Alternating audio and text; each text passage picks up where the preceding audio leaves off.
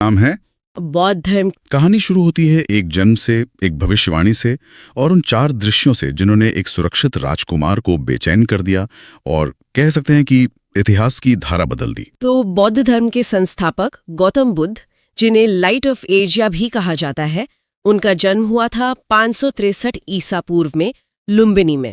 हाँ, जो आज नेपाल में है। और उनके पिता शुद्धोदन एक राजा थे। और एक दुखद बात ये भी थी कि जन्म के सिर्फ 7 दिन बाद ही उनकी माँ महामाया गुजर गई। हाँ, तो उनका पालन पोषण उनकी मौसी प्रजापति गौतमी ने ही किया और उनका जो बचपन का नाम था वो था सिद्धार्थ। और यहीं पर कहानी में एक बहुत दिलचस्प मोड़ आता है। एक ऋषि भविष्यवाणी करते हैं कि ये लड़का या तो एक चक्रवर्ती सम्राट बनेगा या फिर एक महान सन्यासी। बिल्कुल। अब एक राजा के लिए ये सुनना कि उसका बेटा सबको छोड़कर जा सकता है, ये तो मतलब बहुत बड़ी चिंता की बात थी। जाहिर है। इसीलिए राजा शुद्धोधन ने सिद्धार्थ को दुनिया के दुखों से पूरी तरह दूर रखने की कोशिश की। महल में हर तरह की सुख सुविधा थी। कहते हैं कि सिद्धार्थ ने कभी कोई बूढ़ा, बीमार या मृत व्यक्ति देखा ही नहीं था। अच्छा। उनको लगता था कि जीवन बस ऐसा ही होता है, हमेशा युवा, स्वस्थ और आनंदमय। लेकिन आप सच्चाई को कब तक छिपा सकते हैं? एक दिन जब सिद्धार्थ महल से बाहर निकले तो उन्होंने वो 4 दृश्य देखे जिन्होंने उनके पूरे विश्व को हिलाकर रख दिया। ये सिर्फ देखना नहीं था, ये एक तरह से उनकी पूरी समझ का टूटना था।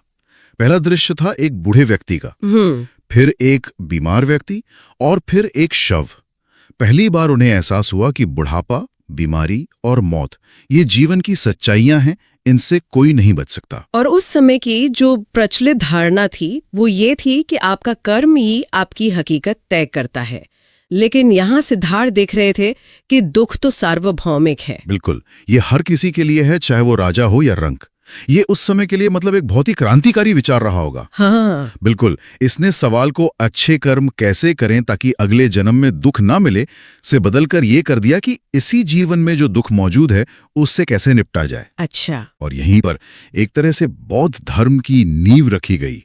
उस चौथे दृश्य ने, एक शांत, ध्यान में लीन सन्यासी ने उन्हें दिखाया कि शायद कोई रास्ता है, एक ऐसा रास्ता जो दुख के पार जाता है। इन्हीं दृश्यों से बेचैन होकर 29 साल की उम्र में सिद्धार्थ ने वो फैसला लिया जिसे महाभिनिष्क्रमण कहते हैं, या महान त्याग। हाँ, महान त्याग।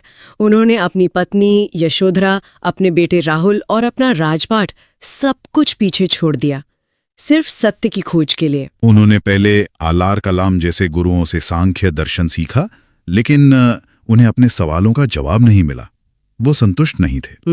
आखिर में वो गया पहुंचे, जो आज बिहार में है, और एक पीपल के पेड़ के नीचे उन्होंने कठोर तपस्या शुरू की। और फिर 35 साल की उम्र में वैशाख पूर्णिमा की एक रात निरंजना नदी के किनारे 6 साल की कठिन खोज के बाद उन्हें ज्ञान की प्राप्ति हुई। वो जाग गए। और इसी जागने की वजह से सिद्धार्थ को बुद्ध कहा जाने लगा, जिसका मतलब है द अवेकेंड वन, जिसे परम ज्ञान मिल गया हो। हाँ, और वो जगह बन गई बोध गया, और वो पेड़ कहलाया बोधि वृक्ष।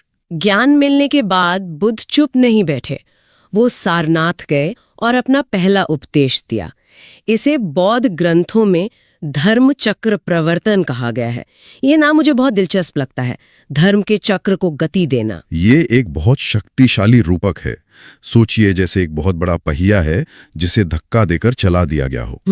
बुद्ध का मानना था कि उन्होंने एक ऐसे विचार को गति दे दी है, धर्म का पहिया, जो उनके जाने के बाद भी अपने आप घूमता रहेगा और पूरी दुनिया में फैलता रहेगा।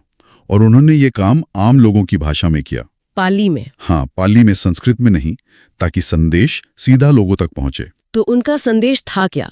मतलब उनकी शिक्षाओं का सार क्या था? उनकी शिक्षाओं का सार है 4 आर्य सत्य। पहला, जीवन में दुख है, जिसे दुख कहा। ठीक है। दूसरा, उस दुख का एक कारण है दुख समुदय।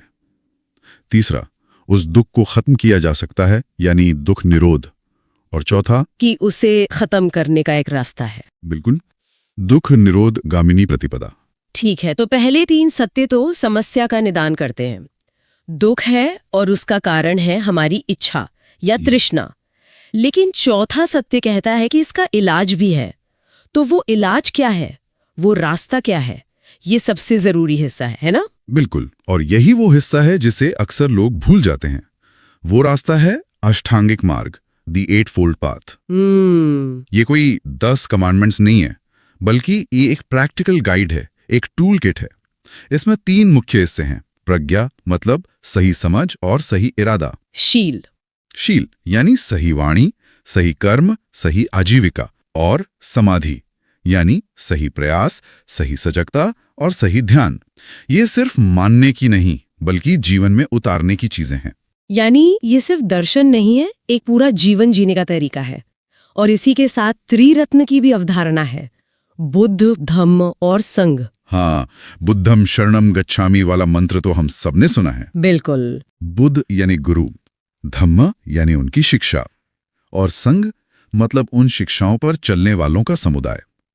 उनके अनुयायी भी 2 तरह के थे, भिक्षु जिन्होंने सब कुछ त्याग दिया था, और उपासक जो गृहस्थ जीवन जीते हुए इन सिद्धांतों का पालन करते थे। सही। बुद्ध ने 80 साल की उम्र तक अपनी शिक्षाओं का प्रचार किया।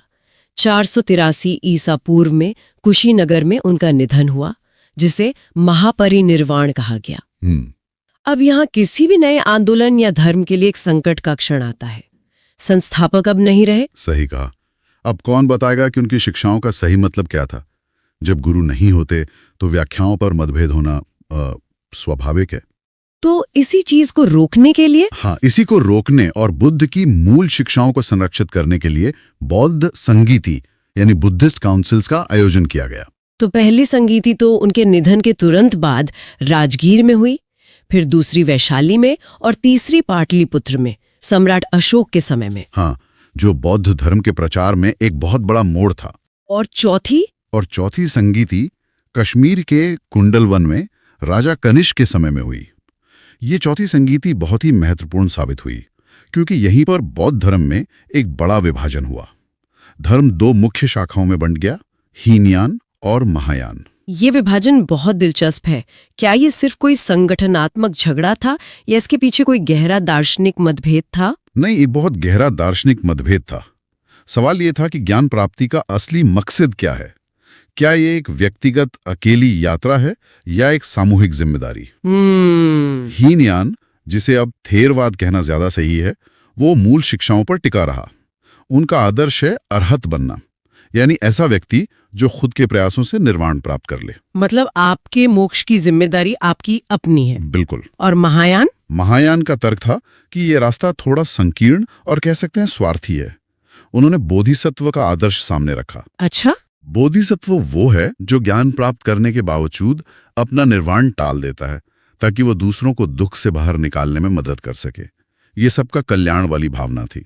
और इसी सोच ने शायद इसे ज्यादा सुलभ बनाया। बिल्कुल, समुदाय केंद्रित बना दिया। और यही एक बड़ा कारण है कि ये चीन, तिब्बत और जापान में इतनी तेजी से फैला। रुकिए, तो महायान में बुद्ध को भगवान की तरह माना जाने लगा और मूर्तियों की पूजा शुरू हो गई। क्या ये एक तरह का विरोधाभास नहीं है? मतलब बुद्ध की पूरी यात्रा ही तो मौजूदा कर्मकांडों को छोड़कर आत्म खोज पर आधारित थी। ये एक शानदार सवाल है, और यही हीनयान के अनुयायियों की मुख्य आलोचना भी थी। अच्छा। महायान शाखा का तर्क ये होता कि वो बुद्ध को एक निर्माता भगवान की तरह नहीं पूछते, बल्कि वो उस बुद्धत्व या ज्ञान के सिद्धांत की वंदना करते हैं जिसका प्रतीक स्वयं बुद्ध हैं। मूर्तियां उस भक्ति और ध्यान के लिए एक केंद्र बिंदु हैं। लेकिन हाँ, मूलपंथियों के लिए ये रास्ते से एक बहुत बड़ा भटकाव था। और भाषा का भी अंतर था, है ना? हाँ, हीनयान के ग्रंथ पाली में हैं और महायान के संस्कृत में, और इसका भी बहुत बड़ा असर पड़ा।